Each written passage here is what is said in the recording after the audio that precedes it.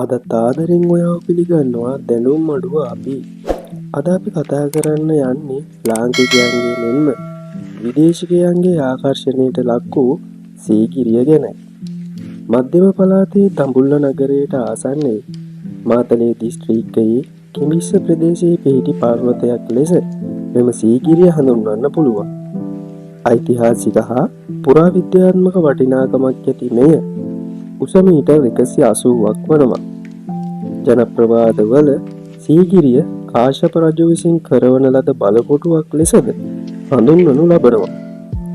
කාශ්‍යප රජු විසින් මෙය ඔහුගේ අගනුවර ලෙස තෝරාගෙන ඇති බවත් පර්වත මුදුනේ ඔහුගේ මාලිගාව ගොඩනගා බිතු සිතුවම් වලින්ද සරසලා තිබෙනවා.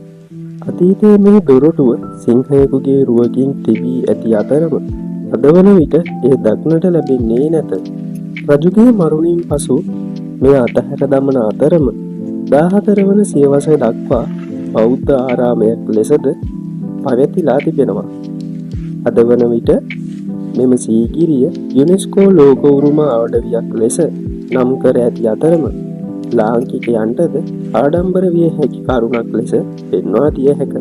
මෙහි දක්නට ඇති සුවිශේෂී ලක්ෂණ ලෙස පර්වත මස්තකයේ ඇති රාජමාලිගය, සීගිරි බිතු සිතුවම්, සීගිරි කැටපත් පවුර, සීගිරියේ දියාංගල් වැනි දෑ පෙන්වා දිය හැකිය.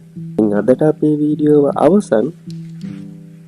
ලයික් කරන්න, ෂෙයා කරන්න අමතක කරන්න එපා. ඔබට සුබ දවසක්.